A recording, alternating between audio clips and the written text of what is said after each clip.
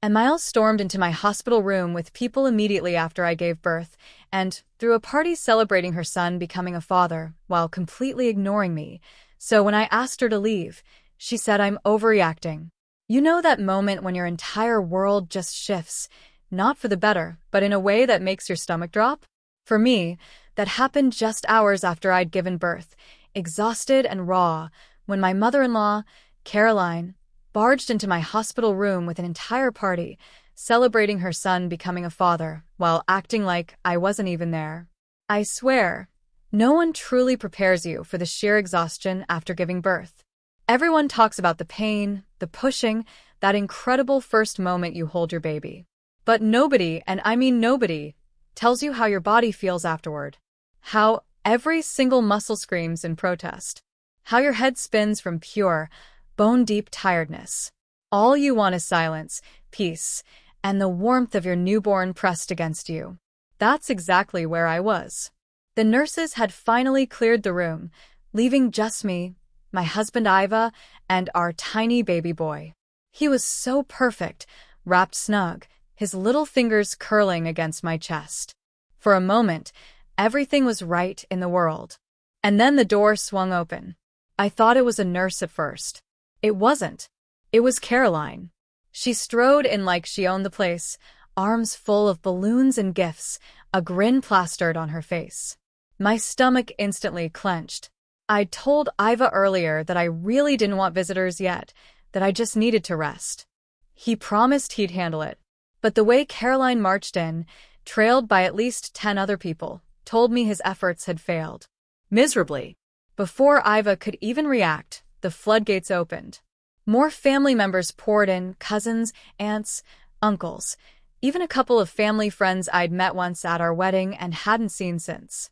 They were loud, cooing over the baby, taking pictures without even asking, acting like this was some kind of celebration for them. I barely had the strength to sit up. I shot Iva a desperate look, but he looked frozen, overwhelmed himself. And then Caroline made it all so much worse. She clapped her hands together like she was hosting a grand event. Today, she declared, beaming, is a celebration not just for the baby, but for Iva. Because this is the day he was truly reborn as a father. My jaw literally dropped. I watched, stunned, as she started directing people to set up platters of food in my hospital recovery room. My already sensitive stomach turned at the smell. One of Iva's uncles even made a joke about him being one of the dads now, while another relative asked when we were planning on having another screamer. I wanted to scream myself. This wasn't a baby shower. This wasn't a party. I had just given birth. I was sore, I was bleeding, I was barely holding myself together. And yet, Caroline had somehow decided this was her moment. She hovered over me, then dramatically patted Ivo on the shoulder, announcing how proud she was of her son, how after today, he was officially a man. Not a single word about me. Not a single acknowledgement of the hours I'd spent in labor, bringing this child into the world. Iva finally shook himself out of his daze and tried to intervene. He told her we really needed rest, that this wasn't the time for a gathering. Caroline just laughed it off. Family togetherness is more important, she chirped. We need to cherish this moment. That was it. I snapped. I gritted my teeth, forced myself to sit up, messy hair, hospital gown, barely able to keep myself upright. I looked her dead in the eye and told her, this is not a party. You and everyone else need to leave. Now. And she had the audacity to laugh. She actually waved a dismissive hand at me, like I was being dramatic. Oh, honey, she cooed. You're just emotional from childbirth. You'll look back and thank me for making this a special occasion. Something inside me just burned red hot. But before I could say anything else, a nurse walked in. And she immediately took one look at the crowded room, the food, the noise, and her expression turned absolutely deadly. Her voice was sharp. She demanded to know what was going on, how we had so many visitors and food approved. She was glaring at everyone. Iva barely stammered a response before the nurse firmly stated, this is a recovery room, not a party hall. She is a patient and needs rest, not a social gathering. Everyone who is not her husband needs to leave. Immediately. There was this long, awkward silence. Caroline looked around, like she expected everyone to argue with the nurse. Nobody did. A few relatives mumbled apologies and shuffled towards the door, clearly embarrassed. But Caroline just lingered. She turned back to me, her voice dropping into this hurt, wounded tone. "I can't believe you're being so cold. All I wanted was to celebrate my grandson's birth, and you're ruining the moment." I barely had the energy. I just stared at her, utterly drained, and said flatly, "This isn't about you." Her lips thinned. But before she could argue, the nurse stepped closer, her voice firm. "Ma'am, do I need to call security to escort you out?" That got her moving. She huffed, muttering about how ungrateful I was, but she left. The moment the door clicked shut, I just slumped back against the pillows. Iva looked completely shaken, finally muttering an apology. He said he hadn't realized it would get so out of hand, that he should have stopped her sooner. I was too tired to even argue. I just told him I wanted to sleep, and I needed silence. When I woke up, my body still ached from exhaustion, but my mind was spinning, running on fumes. Iva sat beside me, rubbing his face, looking just as overwhelmed. He mumbled that he hadn't expected things to go that far, that he'd assumed his mother would just pop in, say congratulations, and leave. I stared at him. After everything Caroline had done since the start of my pregnancy, the unsolicited advice, the boundary stomping, acting like this baby was hers, Iva had actually thought she would behave normally? I swallowed the bitterness and told him I didn't want to talk about his mother anymore. I just wanted to rest, to recover, to hold our baby in peace. Iva nodded, guilt all over his face. He reached for my hand, squeezed it. He promised he'd handle everything. He wouldn't let his mother ruin this for us. I wanted to believe him. But I knew Caroline. And I knew this wasn't over. A couple of hours later, Iva had just stepped out for coffee when his phone started buzzing on the side table. "Mom." I ignored it. A minute later, it rang again. And again. And again. Finally, I just turned it over and put it on silent. But then my own phone vibrated. A message from Caroline. "Unbelievable. After everything I've done for you, this is how you treat me. You should be ashamed of yourself." I didn't reply. Then another. "I was only trying to celebrate my grandson's birth, but I guess you don't care about family. This is what I get for trying to be involved." And another. "You are so ungrateful. I hope you realize what you've done. You've embarrassed me in front of the entire family." I locked my phone. She could scream into the void, all she wanted. I wasn't playing her game. Iva returned a few minutes later, holding a cup of juice for me. He sat down heavily and muttered that he'd just checked his messages. I asked him, "Do you finally understand? Do you finally see how ridiculous she's being?" He exhaled and nodded. He admitted that at first he thought I was being too harsh, that maybe we could have just let her stay for a little while. But after seeing her messages, after realizing she wasn't apologizing, wasn't even considering she'd done anything wrong, he finally saw what I'd been trying to tell him for months. Caroline wasn't just overbearing. She was entitled. She didn't care about boundaries. She didn't care about my recovery. She didn't even really care about the baby in the way a grandmother should. She just cared about how she looked. He apologized. A real, genuine apology. Not just some half-hearted "I should have stopped her," but a full, heartfelt apology. He said he would call her and tell her to back off, that if she kept this up, she wasn't going to see us or the baby for a long time. That night, I actually thought we had peace. The nurses had moved us to a new recovery room, a decision they made without me even having to ask. Apparently, they'd seen stunts like Caroline's before, and they weren't taking any chances. The new room was in a different section, and our information was marked as private. Only approved visitors. It was exactly what I needed. For the first time all day, I could finally breathe. Then, around 8 p.m., a nurse came in, looking a little odd. She hesitated before telling me that someone had been at the front desk asking for our room number. My stomach dropped. "Caroline." The nurse continued, saying the person had insisted she was family, that she needed to see us, claiming it was an emergency. When the receptionist refused to give her the information, Caroline had apparently started crying, claiming she was being kept away from her grandchild. My jaw clenched. I asked if she was still there, and the nurse shook her head. Security had been called to escort her out. I wanted to laugh at the sheer absurdity of it. Caroline had actually tried to force her way back in. Iva was furious. He grabbed his phone, called her, and, before she could get a single word in, he told her, "If you ever pull something like this again, you won't be seeing your grandson at all." She started yelling about being the grandmother, about having a right to be there. Iva didn't argue. He just said she had lost the privilege of visiting by acting like a spoiled child. And then he hung up. I stared at him, still processing the fact that he had actually stood up to her. He's usually such a deer in the headlights. He met my gaze. "I mean every word," he said. "Caroline isn't going to ruin this for us. And if she keeps acting like this, she's only going to push herself further and further away." I had a lot of bleeding and tearing, so I had to stay in the hospital for a couple more days. We thought that would be the end of it, but we were so wrong. A day later, Caroline tried again.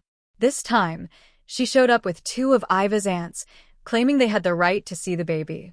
She demanded to know why no one would tell her where we were. She threw an absolute tantrum in the hospital lobby, loud enough that one of the nurses later told me it had nearly escalated into them calling the police. Iva was done. Completely. He sent her one final text. "You have completely disrespected us, our boundaries, and my wife's recovery. You are not entitled to this baby. If you keep this up, you won't be seeing him at all." And then he blocked her. I can't even explain how good it felt to see him finally take a stand. For the first time since giving birth, I finally felt like I could relax. With Iva standing firm, enforcing strict privacy, Caroline had no way of getting to us. I spent the next day focusing on what actually mattered, recovering and bonding with my baby. We would soon go home. But peace in our world apparently meant chaos in Caroline's. Because when she realized she had been completely cut off, she did what narcissists do best. She played the victim. The first sign that something was brewing came when my phone started buzzing nonstop. I'd been ignoring most notifications since giving birth, assuming they were just well wishes. But when I glanced at my screen and saw a flood of messages from Iva's cousins, my stomach sank. Curious, I clicked on one, and there it was, a long, dramatic Facebook post from Caroline, painting herself as the grieving grandmother who had been cruelly denied access to her first grandchild. She wrote that after everything she had done for Iva, all the sacrifices she had made as a mother, this was how she was repaid. She wasn't even allowed to hold her grandbaby. She had been thrown out of the hospital like a criminal. Then she started spinning a new narrative. She claimed I had been the one manipulating Iva, that ever since he married me, he had become cold and distant towards his family, that I had brainwashed him into cutting off his own mother. And to top it all off, she ended with a plea to her Facebook friends. "Please pray for me during this difficult time. I only wanted to be there for my grandson, but I guess some people don't believe in family anymore." The post had gained traction, dozens of comments flooding in, mostly from her equally dramatic friends, offering sympathy and validating her martyr complex. I rolled my eyes. Iva walked in just as I was reading it. I handed him my phone and watched as he skimmed through. His expression darkened. "She's really lost it," he muttered. I told him I wasn't surprised. Caroline had always been like this, turning herself into the victim whenever she didn't get her way. Iva exhaled and shook his head, saying he was going to call his cousins and set the record straight before this nonsense spread any further. It didn't take long for the family to start picking sides. Some of Iva's relatives, especially the ones who knew how Caroline really was, immediately messaged him, telling him to ignore her dramatics. They assured him that no one reasonable was buying into her sob story. But then there were the others, the ones who had always been wrapped around Caroline's manipulative little finger. A few of them started sending Iva angry messages. One of his uncles wrote that no matter what drama had happened at the hospital, Iva should have at least let his mother see her grandchild. Another relative accused me of turning Iva against his own family. And then came the kicker. Iva's aunt, Caroline's older sister, left him a voicemail filled with passive-aggressive disappointment. She said she never thought he would be the type of man to abandon his mother, and that Caroline had been so excited for this baby, and now he was punishing her by keeping the child away. I listened to it in silence. He looked at me. "I'm done playing nice," he said. "If these people want to blindly believe Caroline, that's their problem. I'm not going to waste my energy explaining myself to people who refuse to see the truth." I smiled. But Caroline, she wasn't done yet. Later that evening, as I was nursing the baby and enjoying a rare moment of peace, there was a sudden knock on our hospital room door. Iva and I exchanged wary glances. The hospital had explicitly told us no one could visit without our approval. Iva stood up, walked to the door, and cracked it open just enough to see who it was. Then he groaned. It was a priest. I blinked in confusion as Iva stepped out into the hallway, speaking to the man in hushed tones. I could only catch bits and pieces. Family reconciliation. Forgiveness. My blood pressure spiked. Iva came back a minute later, looking utterly exhausted. Apparently, Caroline had sent a priest from her church to our hospital room. Why? Because she thought a third-party intervention would guilt us into letting her back in. I was done. "Handle it," I told Iva. "Because if I have to deal with one more stunt, I'm going to lose my mind." Iva marched back out and told the priest, politely but firmly, that this was not a matter of family reconciliation, that Caroline had violated our boundaries, disrespected my recovery, and was now trying to manipulate her way back in. The priest, to his credit, seemed a little embarrassed. He apologized for the intrusion and left. Iva shut the door, turned back to me, and asked, "Are you absolutely sure Caroline isn't possessed? Because at this point, it's the only explanation." I actually laughed. I hoped I didn't have to deal with her anymore. After Iva shut the door on the priest, I really thought that was it. I thought Caroline would finally accept that we weren't going to let her bulldoze her way into our lives, that she would back off and find someone else to manipulate. I was wrong. Because when she realized she couldn't get to us through guilt, she decided to escalate her antics one last time. And this time, she went after the one thing she knew would get a reaction out of me. The next morning, a nurse came into our room carrying a box. She said someone had left it at the front desk, claiming it was a gift for the new parents. Since there was no name or sender information, the hospital staff had checked it for safety reasons before bringing it to us. I hesitated, my gut immediately telling me this was Caroline's doing. Iva, however, just sighed, grabbed the box, and opened it. The moment I saw what was inside, my blood ran cold. It was a collection of baby items, but not just any baby items. They were all monogrammed with Caroline's name. Onesies, bibs, blankets. Everything had baby Caroline embroidered on it, as if our baby belonged to her. And sitting right on top was a handwritten note. Iva picked it up and read it out loud. She had written that she forgave us, that she understood we were just overwhelmed with new parenthood, which is why we had overreacted by cutting her off. She knew we would come around once we realized how much we needed her guidance. Then she wrote the part that made my stomach absolutely churn. She said she had already announced to all of her friends that she would be taking an active role in raising the baby because, in her words, this was the rebirth of her son. She had a right to be involved. She finished with a smug little note saying that she was already planning the baby's welcoming party at her house, and that we should be ready to hand the baby over for the weekend soon. I could not believe what I was hearing. He was a newborn, for crying out loud. And my baby was a boy. Did she not even know that? Where did baby Caroline even come from? I wouldn't name my child after her, even if it was a girl. I wasn't even angry anymore. I was disturbed. Caroline wasn't just overstepping. She was acting like my child was her property. I looked at Iva, expecting him to be just as horrified as I was. He was. But more than that, he looked furious. Iva had always been the calm one in our marriage. He was patient, rational, rarely ever lost his temper. Yes, he was a little timid, but this was his breaking point. He muttered that he was done playing games. He grabbed his phone and called his mother right there in the hospital room. The moment she picked up, he told her, "This is the final straw."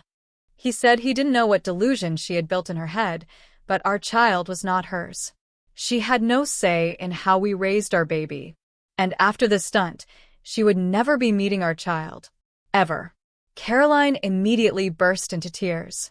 She wailed that he was being cruel, that she was just trying to help, that he was breaking her heart. She asked how he could do this to his own mother after everything she had done for him. Iva didn't budge. He told her that she had done this to herself. That every action she had taken, from ambushing us in the hospital to calling in family to guilt trip him, to this creepy possession fantasy, had only proved one thing. She didn't respect him. She didn't respect me. And most importantly, she didn't respect our baby and our boundaries. And if she couldn't do that, she wasn't going to be in our lives. Then he hung up. And just like that, it was over. Caroline must have realized she couldn't get to Iva anymore because that day, within an hour, she was back on Facebook. And this time, she went nuclear. She posted an even longer rant than before, but this time, she wasn't just playing the victim. She was playing the warrior mother who had been betrayed. She wrote that Iva had been stolen from her by a heartless, controlling woman, aka me. She claimed she had only wanted to be involved as a grandmother, but that I had brainwashed her son into believing she was a monster. Then she dropped a line that really made my blood boil. She claimed that I was using the baby to punish her, as if my entire reason for keeping my child away from her wasn't because of her insane behavior, but because I was some vindictive wife who just hated her for no reason. And just like last time, her post was flooded with supportive comments from her enablers. But this time, there were also comments from people who were starting to see through her act. Some of Iva's cousins started calling her out, asking what exactly she had done to make Iva go no contact so suddenly. One even asked if she had crossed a line she wasn't admitting to. And then there was the best part. Iva's uncle, the same one who had originally sent an angry message siding with Caroline, replied with a single sentence. I just spoke to Iva. I take back everything I said. That was it. And it was glorious. After that post, we knew Caroline wasn't going to back down anytime soon. So, we took the final steps to shut her out completely. I blocked her everywhere. We told the hospital to put a red flag on our records. If anyone tried to access information about me or the baby without our consent, they were to be denied. We even had a conversation with our pediatrician to ensure our baby's medical records were locked down from anyone outside of Iva and me. We weren't taking any risks. Getting discharged from the hospital should have been a relief after everything Caroline had pulled. I just wanted to go home, shut the door, and finally enjoy the peace of being in my own space with my baby and my husband. And for a while, it felt like we could. Iva and I had taken every precaution to keep Caroline out of our lives. She was blocked on everything. The hospital had been warned, and we had already told the few people we did trust that we weren't going to entertain any drama. The drive home was quiet, and for the first time in what felt like weeks, I let myself relax. Iva kept checking on me, asking if I was comfortable. I just kept telling him I was fine because for the first time I was. But of course, it was too good to last. Because while we had been so focused on keeping Caroline out of the hospital, we had completely forgotten one thing. She knew where we lived. And she was waiting. The moment we pulled into our driveway, I knew something was wrong. There were balloons tied to our front porch. A banner hung across the door that said, "Welcome home, baby." And worst of all, Caroline was standing right there on our lawn, surrounded by a handful of family members, grinning like she had just won. My heart dropped. How did she know we were discharged today? Iva parked the car, but didn't move for a second. His grip on the steering wheel was so tight, his knuckles turned white. I could tell he was fuming. I couldn't even speak. I was so tired, so emotionally drained. I just wanted to go inside. And Caroline, in all her audacity, was waving at us like she actually thought we would just smile and go along with whatever delusional little fantasy she had cooked up. Then she started walking towards the car. Iva was out of the driver's seat before she could even get close. I couldn't hear what he said at first, but his body language said enough. He was done. Caroline was gesturing wildly, acting like she didn't understand why he was upset. She kept looking at the car, as if expecting me to get out and start thanking her. I sat there, gripping the baby's car seat, doing my best to just breathe. I wanted this to be over. Iva turned back to me, opened the door, and asked if I wanted to go inside while he dealt with it. I nodded because at this point, I just didn't have the energy to keep doing this. I unbuckled the baby, cradling him against my chest, and stepped out of the car. And Caroline, ever the narcissist, lunged forward like she was about to take the baby from my arms. Iva blocked her immediately. I walked straight to the front door, ignoring whatever tantrum she was throwing behind me, and went inside. And the moment I shut the door, I locked it. Iva wasn't far behind me. I heard him say something final to her, something low and firm that I couldn't quite catch, before he walked in and slammed the door shut behind him. He exhaled, rubbing his face. Then he turned to me. It's done. Caroline was gone. She had tried one last desperate stunt, and when it hadn't worked, she had finally left. After that, things were quiet for a while. I don't know what he said to her. I asked him, but he never told me. Iva and I settled into life with a baby. The house was peaceful. But Caroline, she did not go quietly. She took to social media again, of course. And this time, her meltdown was even more unhinged. She made a huge post ranting about how he had ripped her grandchild away from her, how she had done everything for Iva his entire life, only for him to abandon her now. She made herself sound like a poor, grieving mother who had lost her son to an evil, controlling woman. Again me. She even tried getting sympathy from other family members. But at this point, people were done with her nonsense. Because you know who saw her post? Iva's uncle. The same uncle who had initially sided with her, but then realized how crazy she was acting. And this time, he didn't hold back. He commented, telling everyone that Caroline had ambushed us in the hospital, violated my recovery space, and even tried to turn our homecoming into a spectacle after we had already made it clear we wanted space. He called her out point blank and told her that she had done this to herself. And that was when people really started turning on her. The likes on her posts started disappearing. The supportive comments, they slowed down, and, in their place, people were asking questions. They started wondering if maybe, just maybe, Caroline wasn't the victim she was pretending to be. And that was the final nail in the coffin. Iva, and I haven't heard from Caroline since then. She hasn't tried to reach out. She hasn't shown up at our house again. It's like she finally realized that she lost. And honestly, I don't care what she does from here on out because my priority isn't her. It's my family. And right now, my baby is healthy. I am finally feeling like myself again. Iva and I are closer than ever. And most importantly, we're happy without her.